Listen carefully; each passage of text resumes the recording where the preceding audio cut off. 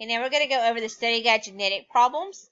Number 1 is a monohybrid cross, mono meaning one, so we're only looking at one trait. And this is the simple Mendelian genetics, dominant recessive. Number 1 says in pea plants, the allele for yellow seeds is dominant to the allele for green seeds. The yellow is dominant. We'll use a big Y for yellow. Predict the genotypic ratio of offspring produced when crossing a homozygous dominant plant with a heterozygous plant. A homo means the same, so homozygous dominant is going to have two dominant alleles, big Y, big Y. Hetero means different, so a heterozygous is going to have a big letter, little letter. So big Y crossed with big Y, little y. And we'll get big Y here, big Y and big Y here, big Y, little y, and big Y, little y. Okay, so wanted to know the genotypic ratio. Genotype is the letters. We have two big Y's.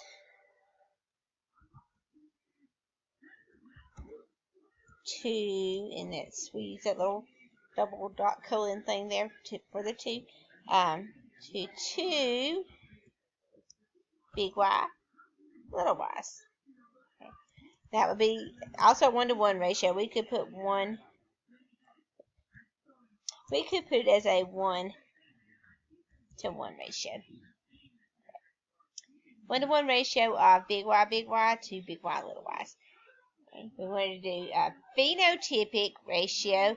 Well, everybody has a dominant allele, so everybody will be showing the dominant trait of being yellow. So if we wanted to talk about phenotype, okay, look at the phenotype, it would be 100%.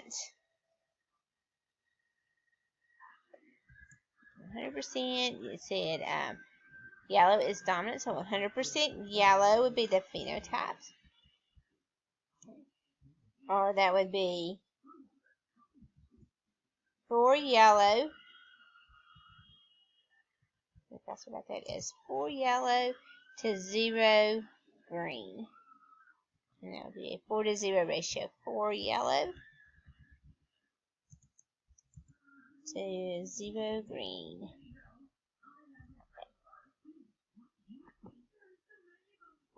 Okay, number 2 says in peas, the gene for green peed color, big G, is dominant to the gene for yellow pod color, little g. If a heterozygous plant is crossed with another heterozygous plant, what genotype will likely be the most common among the offspring? And draw a Punnett square to illustrate. So I drew the Punnett square. 2 heterozygous peas are crossed. So hetero means different. So they have 2 different alleles. They have a big G, little g, and a big G, little g. So here we end up with a big G, big G. Here we end up big G, little g, and big G, little g. And then in this one we end up with a little g, little g. Okay. So our genotypes are big G, with just one of those. 2 big G, little g's. And then 1 homozygous recessive. So 1 homozygous dominant, 1 homozygous recessive, 2 heterozygous. They would phenotypically show the dominant trait because they have the big letter. And so which genotype would likely be the most common? That's going to be the heterozygous genotype, big G, little g. And there's our Punnett square. What phenotype would be the most common? This one would show the dominant trait of being green. These two would also show the dominant trait of being green. So we would have 3 green to 1 yellow pod if we talked about the phenotypes. Or we would have 1 GG, one big G to 2 big G, little g's to 1 little g, if we wanted to talk about genotypic ratio.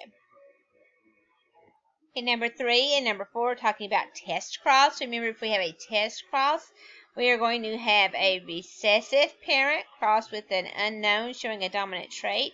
So it's always going to have a little letter crossed with a big letter question mark or crossed with an unknown. You can just about be guaranteed you'll see something that says which one would represent a test cross. Well, test cross is always going to have a little letter crossed with an unknown. And the unknown will be showing the dominant trait. And we have to determine if that is a homozygous dominant or if it's a heterozygous. It's showing the dominant trait. And we talked about some clue words, so let's read number 3 and see what it says. Number 3 says in fruit flies, red eyes, big R is dominant over sepia or brownish eyes. A red-eyed fruit fly and a sepia-eyed fruit fly are mated. Okay. Some offspring have red eyes and some offspring have sepia eyes. So what is the genotype of the red-eyed fruit fly parent? And so we know the sepia, when it's showing the recessive trait, we know it would be little r, little r. Okay, so this one would be little r, little r. Our red one is going to be big R, and then we don't know if it's homozygous, big R, or if it's heterozygous, big R, little r. Well, if it has some with red eyes, that gave the big R. But if some have sepia eyes, and those are showing the recessive trait, they would have to be little r, little r. So our sepia parent gave a little r, but the second little r would have had to have come from our red-eyed parent over here. So this one would have to be big R, little r. So again, our keywords were some. So if it says some of the offspring have the dominant trait and some of the offspring have the recessive trait, then we know that the unknown dominant parent is going to have to be heterozygous. So our red-eyed parent here would be big R, little r, because the some with the dominant trait got the big R, and then the some with the recessive trait had to get a little r from that parent. So they would be big R, little r. Anytime it says some had the dominant trait and some had the recessive trait in a test cross, then that parent is going to be heterozygous. Number 4 says in minks, black fur big B is dominant over white fur little b. A black mink and a white mink mate, producing 20 offspring. All of the offspring have black fur. Okay, 20, that's showing a whole lot of offspring. So that's probably a good sample to be able to determine with some certainty what the genotype is of that dominant parent. So if all those offspring have black fur, then most likely that black parent is going to be big B, so it can give a big B to all of them. If it was big B, little b, we would expect it to be close to 50-50, so out of 20 offspring, we expect at least a few, we would expect to be about 10. We expect at least a few of those to have come out with a recessive trait if it were heterozygous. But since we have a big sample of 20 offspring, and all of them had black fur, then we're pretty sure that this parent is going to be big B. So if it says all, the parent is most likely homozygous. If it says some have the dominant trait and some have the recessive trait, then we know for sure that that parent is a heterozygous. Okay. Number 5 says incomplete is an incomplete dominance. Remember, in an incomplete dominant problem, we get a blending of the traits. One trait is not dominant over the other one. When you have the heterozygous condition, you get a blending of those traits. So if they blend together to make a totally new color or totally new characteristic, then that would be incomplete dominance. 5 says in radishes, the gene that controls the color exhibits incomplete dominance. Purebred red radishes, big R, across the purebred white radishes, WW, making the heterozygous RW radishes that are phenotypically purple. So we had red, we had white, they blended together and made purple. So what is the genotypic and phenotypic ratio when you cross purple radishes with white radishes? And so our Punnett squares look like this. I went ahead and drew the Punnett square showing the cross between that homozygous red and the homozygous white radishes. And then our F1, our first cross, F1 generation, everybody came out RW, the heterozygous, which ended up being purple radishes because it's incomplete. The red is not dominant over white. White is not dominant over red. We get a blending. And 100% phenotypically purple, 100% hybrid RW radishes. Okay. And then it says, what would be the genotypic and phenotypic ratios when we cross the purple radish with a white radish? So then when we cross our purple radish, our RWF1 purple radish, with our white radish, then this one will be a RW, this one will be a WW, this will be a RW, and this one will be a WW. And it wanted to know our genotypic and phenotypic ratios. Remember, genotypic is looking at those genotypes. So we would have 2 out of 4 RW and 2 out of 4 WW. That might also be written as 1/2 RW, 1/2 WW. Or that would be a 1 RW to 1 WW ratio, 1-to-1 ratio in our cross between our purple and our white. I'll go ahead and move that over so it's under the one that we're talking about. That would be our genotype ratio. Our phenotypic ratio, phenotype being the physical characteristics, what does it look like? Our W's are going to be those purple radishes. WW's are going to be white radishes. So it's 2 purple to 2 white. Or again, we could write that as a 1-to-1 ratio. So we would have 1 purple to 1 white. And you might see it written either way. If it looks like it should be a 2-to-2 ratio, 2-to-2, but you don't see 2-to-2, but you would see a 1-to-1. They just reduced it. And that's just like 1 here to 1 here.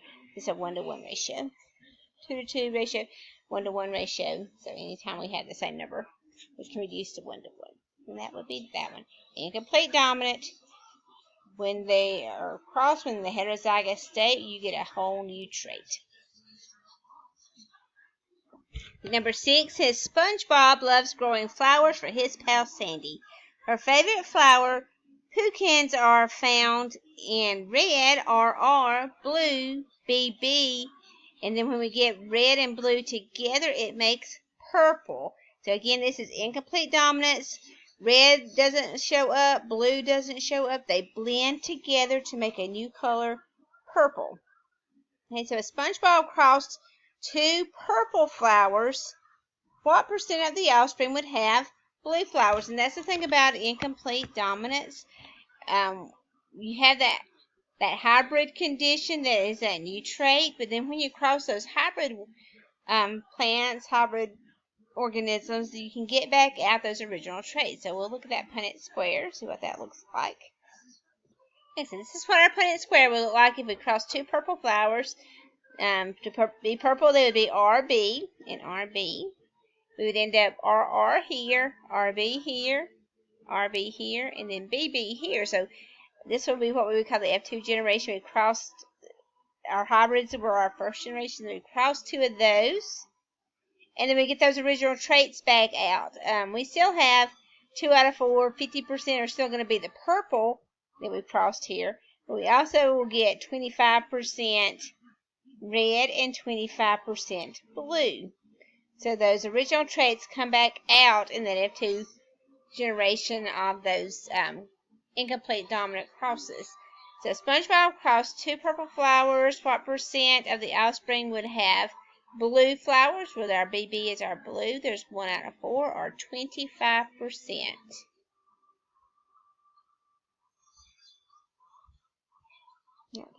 25%. 1 out of 4, we count them like quarters, 25%. And the incomplete dominance problems we just looked at, we got a blending of the traits. One trait was not dominant over the other. Neither one of them showed up when they were together. They blended, so in incomplete dominance, we got a blending. Next, our problems are on codominance. Codominance, co means together. Dominant there, they're being dominant together. Both traits are going to totally show up. They're going to be dominant, but they're going to be dominant together. They're not going to cover each other up. One's going to be dominant, the other one's going to be dominant. They're going to be dominant together. They are codominant, and blood types are one of the main things that we talked about being codominant. The A protein, the B protein, or type A and type B, they are codominant, having the A antigen and B antigen. They're both dominant traits. Type O would be the recessive trait. In that case, to be a heterozygous type, heterozygous A, for example, would be AO. Heterozygous B would be BO, because O is that recessive